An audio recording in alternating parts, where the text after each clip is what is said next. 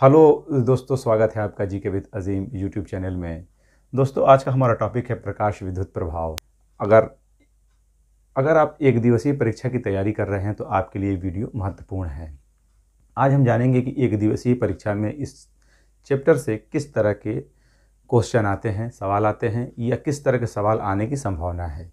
पर प्रकाश विद्युत प्रभाव जानने से पहले इसके बारे में कुछ हम जान लेते हैं, तब उन सवालों के बारे में भी जानेंगे कि उसमें कौन कौन से मेन पॉइंट है जो आपको इस पर से नोट करने हैं और अपने नोट्स में इसको लिख लेना है या आपको जानना चाहिए। तो सबसे पहले प्रकाश विद्युत प्रभाव यानी फोटो इलेक्ट्रिक इफेक्ट यानी ये है क्या। तो देखिए, सिंपल भाषा में जान लीजिए।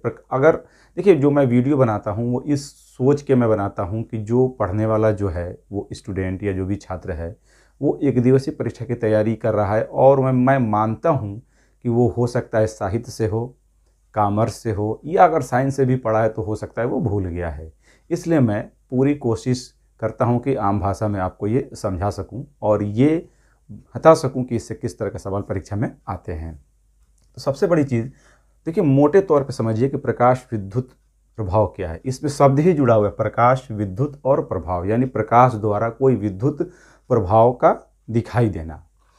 ये है क्या, मेन जानिए। किसी धातु पर प्रकाश के पड़ने से उस धातु के जो परमाणु हैं या मॉलिक्यूल हैं, उसके जो परमाणु होते हैं उनके चारों तरफ घूमते हैं इलेक्ट्रॉन। मैंने बताया था बहुत से क्षणों में कि इलेक्ट्रॉन ही घूमते रहते हैं। इनमें बहुत से इलेक्ट्रॉन ऐसे भी होते हैं जो मुक्त अवस्था में भी होते हैं। जब प्रकाश इन पे पड़ता है तो ये करते क्या है कि यह प्रकाश जो है इलेक्ट्रॉन को बाहर निकाल देता है।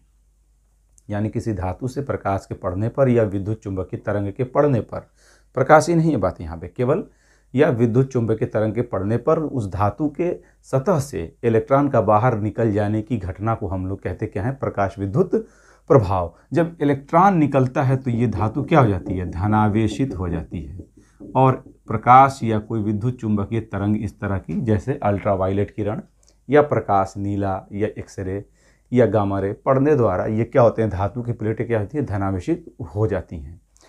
और अगर इनको एक सर्किट की तरह ऐसे जोड़ दिया जाए, यानी धातु का कोई प्लेट हो, प्लेट के ऊपर और नीचे तार से जोड़ दिया जाए और उसमें एक धारामापी जोड़ दिया जाए, तो इसमें इलेक्ट्रॉन क्या होते हैं, ऊपर वाले हिस्से से नीचे वाले के सतह के बीच बहते हैं, या इसको ऐसे ग्राउंड कर दिया जाए तो भी इलेक्ट्रॉन क्या है, नीचे चले जाते हैं। तो इस तरह से इलेक्ट्रॉन जाते हैं इधर और करंट बहती है उसके उल्टे। इस तरह से इसमें एक विद्युत उत्पन्न होता है। इस घटना को हम लोग कहते हैं प्रकाश विद्युत प्रभाव। अब थोड़ा सा इसको और जानने से पहले इसके हम इतिहास के बारे में जान लेते हैं। देखिए, इसकी जो खोज किए थे, बहुत ही इंपॉर्टेंट है, इसकी जो खोज किए थे वो हेनरी हर्ट्ज ने किया था। वो 1887 के आसपास ये खोज ये किए थे। इन्होंने क्या देखा, ये विद्युत चुंबकीय तरंगों के बारे में अध्ययन ये कर रहे थे। इन्होंने क्या देखा कि जस्ते की प्लेट पर, प्लेट मतलब एक पन्ने की आकार की पतली सी लेयर, जस्ते की प्लेट पर जब अल्ट्रावायलेट किरण यानी यूवी रे यानी पराबैंगनी किरणें जब पड़ती हैं तो वो जो प्लेट है वो धनावेशित हो जाता है, और उसकी मात्रा अगर बढ़ाते हैं तो और धनावेशित हो जाता है। इस घटना से उन्होंने बताया कि प्रकाश पड़ने से प्लेट क्या होते हैं, धनावेशित होते हैं, पर वो इसकी व्याख्या कर नहीं पाए।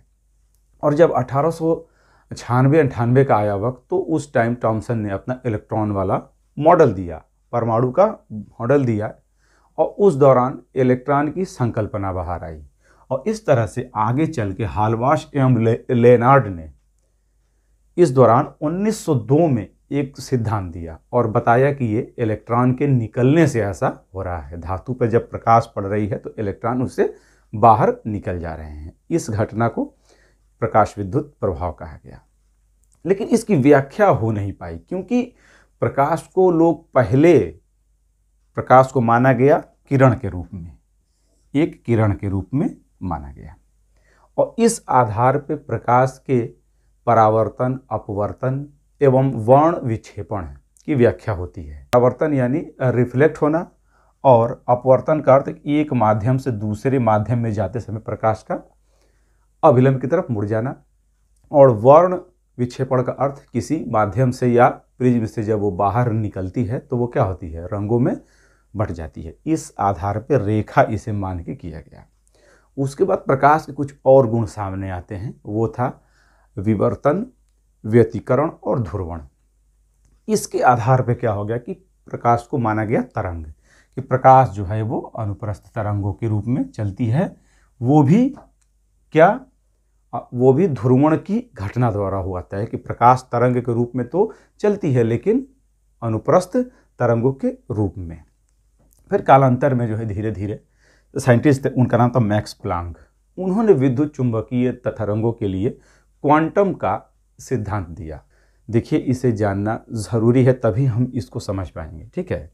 तो मैक्स प्लांक ने क्वांटम का सिद्धांत दिया विद्युत चुंबकीय तरंगों के रूप में। उन्होंने क्या कहा कि प्रकाश जो है, यानी नहीं, उन्होंने कहा कि विद्युत चुंबकीय तरंग जो होते हैं, जैसे x ray, gamma ray, UV ray, दृश्य प्रकाश, इस तरह की, या औरक्त किरण, इस तरह की तरंगों को विद्युत चुंबकीय तरंग कहा गया। तो उन्होंने कहा कि विद्युत चुंबकीय तरंगें क्या होती हैं कि वो तरंग के रूप में सतत न चल के ये छोटे छोटे ऊर्जा के पैकेटों के रूप में आगे बढ़ती हैं, और इनको उन्होंने छोटे छोटे ऐसे एनर्जी के पैकेट बंडलों के रूप में आगे ये बढ़ते हैं। इसको उन्होंने क्या कह दिया, क्वांटम कहा, क्वांटम कह दिया इन्होंने इसको, और इस तरह से क्वांटम सिद्धांत आया। अब इनके समूह को क्वांटा कहा गया। क्या कहा गया, क्वांटा कह दिया गया। आगे चल के एक साइंटिस्ट थे, उनका नाम था गिलबर्ट, लुइस गिलबर्ट, रसायनविद थे। इन्होंने प्रकाश जो था, प्रकाश के जो क्वांटम थे, उसको उन्होंने फोटान कहा। शब्द क्या नाम दिया, फोटान नाम दिया इनको, फोटान शब्द दिया, ठीक है। फोटान शब्द आइंस्टीन ने नहीं दिया है, फोटान शब्द कौन दिए हैं, गिलबर्ट ने दिया, लुइस गिलबर्ट ने दिया है, ठीक है। ये कन्फ्यूज़न वाली ये चीज़। और आगे चल के आइंस्टीन ने 1905 में मैक्स प्लांक के क्वांटम सिद्धांत के आधार पर प्रकाश विद्युत प्रभाव की व्याख्या किया उन्होंने। इस तरह से ये कंप्लीट हुआ, और प्रकाश को अब तरंग न मान के छोटे छोटे ऊर्जा के पैकेटों के रूप में माना गया, जिसे फोटान कहा गया। फोटान से ही फोटो शब्द बना है, तो कहीं पर भी अगर फोटो शब्द आता है तो समझिए कि वहाँ प्रकाश की बात हो रही है। अब देखिए, प्रकाश विद्युत प्रभाव को जानने के लिए आपको कुछ दो बातें मुख्यतः आपको जाननी पड़ेगी। अब यहाँ पे एक बात आती है कि प्लांक ने कुछ बातें कही। उन्होंने ये कहा कि विद्युत चुंबकीय जो तरंग हैं, जो फोटान के रूप में या क्वांटम के रूप में आगे बढ़ती हैं, चलती हैं, इनकी एनर्जी उनके आवृत्ति के अनुक्रमानुपाती होती है। उनकी पूरी जो ऊर्जा होती है उनके आवृत्ति के अनुक्रमानुपाती होती है। अर्थात यहाँ देखिए, थोड़ा सा आप समझेंगे तो ये अच्छा होगा। तो एनर्जी जो होगी वो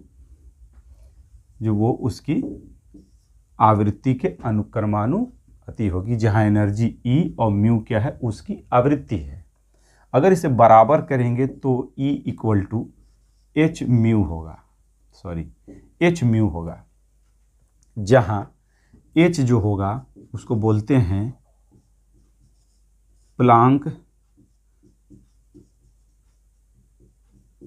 नियतांक, और इसका मान जो होता है प्लांक नियतांक का मान, वो 6.626 गुणे 10 पर -34 जूल सेकेंड होता है, ये भी जानिए। और म्यू जो होता है वो आवृत्ति है, इस तरह से प्लांक ने सिद्धांत दिया। मेन चीज़ क्या था कि किसी भी विद्युत चुंबकीय तरंग की ऊर्जा उसके आवृत्ति के अनुक्रमानुपाती होता है। ये तरंग के रूप में चलते हैं, रेखीय और छोटे छोटे ऊर्जा पैकेटों के रूप में।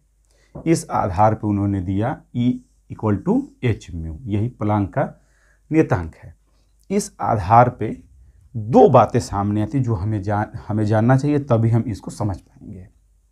हाँ, ये आपको याद करना चाहिए, प्लांक नियतांक का मान आपको याद होना चाहिए।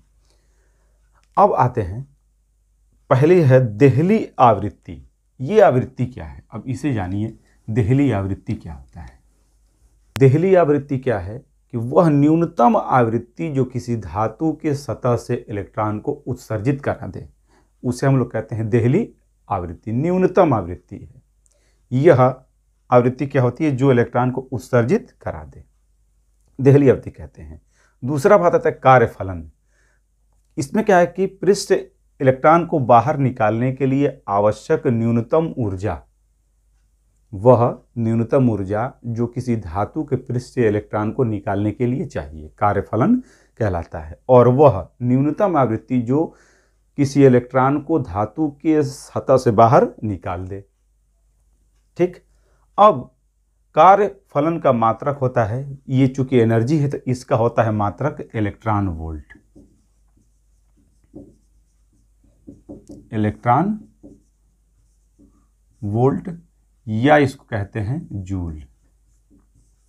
ऊर्जा का है मात्रक दोनों, इलेक्ट्रॉन वोल्ट या जूल। ठीक है, अब इन दोनों का मतलब और कार्यफलन का मान हर पृष्ठ के हर पदार्थ के लिए अलग अलग है। जैसे सीजियम के लिए कार्यफलन सबसे कम होता है, जबकि प्लेटिनम के लिए सर्वाधिक। ये आपको याद करना चाहिए परीक्षा की दृष्टि से। इस तरह से दो बातें आती हैं, देहली आवृत्ति और कार्यफलन। यही है प्रकाश विद्युत प्रभाव। इसमें एक आइंस्टीन का समीकरण भी आता है, मैं आपको एक्स्ट्रा इसमें जोड़ दे रहा हूं जो आपको समझ में आ जाए। अगर आप इसे 9 भी याद करें तभी भी एक दिवसीय परीक्षा में काम चल जाएगा, पर कभी कभी इसका सूत्र इससे ये पूछता है कि कौन सा है। तो आइंस्टीन ने प्लांक के क्वांटम सिद्धांत के आधार पर 1902 में इसकी व्याख्या की और ये 1921 में इनको इस काम के लिए नोबेल पुरस्कार मिला था। ये परीक्षा में आया हुआ है कि 1921 में इन्हें नोबेल पुरस्कार किस लिए मिला था। ये बहुत इंपॉर्टेंट है। आइंस्टीन ने क्या कहा कि किसी जो फोटॉन है उसकी ऊर्जा दो भागों में बंट जाती है। एक वो जो इलेक्ट्रॉन को बाहर निकाल दे, निकालने में व्यय ऊर्जा, प्लस उसको इलेक्ट्रॉन को गति देने में व्यय ऊर्जा। यानी किसी फोटॉन को जो h म्यू एनर्जी है, यानी वो एनर्जी क्या होगी, E बराबर h म्यू, वो दो भागों में बट जाती है। इलेक्ट्रॉन को बाहर निकालने के लिए एनर्जी को ही हम क्या कहते हैं, कार्यफलन कहते हैं। और इसे दिखाते हैं कार्यफलन को फाई से, और कार्यफलन को दिखाते हैं फाई बराबर h म्यू नॉट कहते हैं इसको, ये भी जान लीजिएगा। और इसका मात्रक होता है इलेक्ट्रॉन वोल्ट होता है। तो बाहर निकालने में मतलब कार्यफलन फाई, और प्लस गति देने में एनर्जी, इसको कहते हैं ई के मैक्स कहते हैं। यानी उस धातु के सतह से अधिकतम इलेक्ट्रॉनों की संख्या या मात्रा निकाली जा रही है। इस तरह E बराबर फाई प्लस ई काइनेटिक एनर्जी मैक्सिमम में। यही आइंस्टीन का समीकरण है। इसी को फैला के भी लिखा गया है। जैसे लिख सकते हैं E इक्वल टू, इसी को ही कार्यफलन का मात्रक होता है h mu naught plus kinetic energy है ये, तो इसको हम लिख देंगे E के मैक्स। इसको हम इधर ला दें तो होगा E के मैक्स बराबर होगा, इधर कर दें तो E minus h mu naught होगा। और E का मान क्या होता है, h mu minus h mu naught. यही क्या होगा, E के मैक्स। अब E के मैक्स यानी ये काइनेटिक एनर्जी है, गति देने में व्यय ऊर्जा।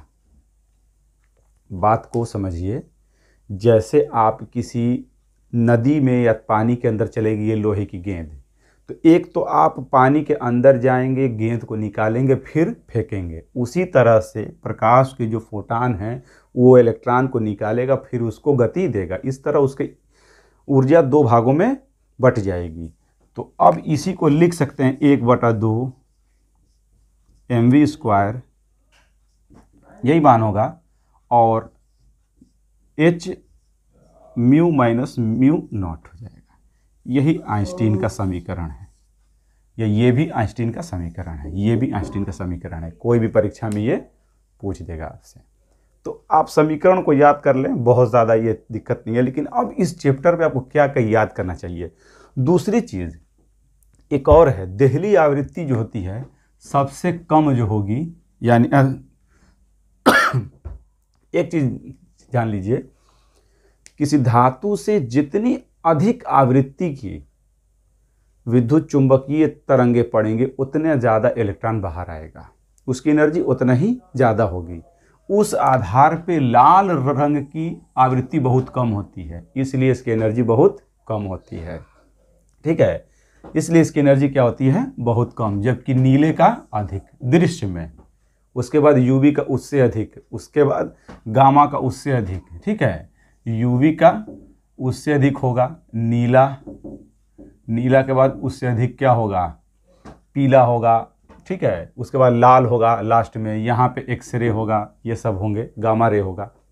तो इस तरह से लाल द्वारा, लाल प्रकाश पड़ने से प्रकाश विद्युत प्रभाव की घटना सबसे कम, न्यूनतम 9 के बराबर होती है, और यूवी रे और इस तरह के रे पड़ने पर ज़्यादा होती है। मतलब आवृत्ति जितना ज़्यादा, ऐसा नहीं है कि लाल रंग खूब ज़्यादा हम जला देंगे तो उससे इलेक्ट्रॉन बहुत अधिक आएंगे बाहर। क्यों? क्योंकि न्यूनतम आवृत्ति चाहिए बाहर के लिए, वो एनर्जी पैदा होगा ही नहीं, इसलिए वो बाहर निकलेगा ही नहीं।